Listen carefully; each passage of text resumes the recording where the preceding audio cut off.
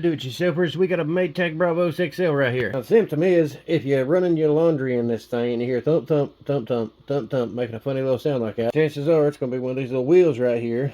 Yeah, this one has 5 of them on it, some of them have 4. If you got one that has 4, you might be screwed because you're going to have to replace it. If you got one that's got 5, you got something to work with. Let me show you where this one was located at on this dryer and what was going on. As you can see right there, this one's in pretty bad shape.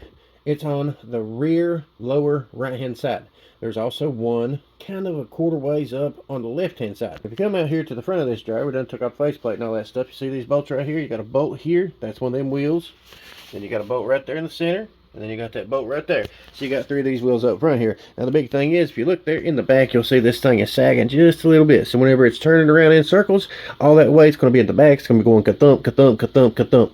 And whenever it does that, you're not going to have proper load distribution.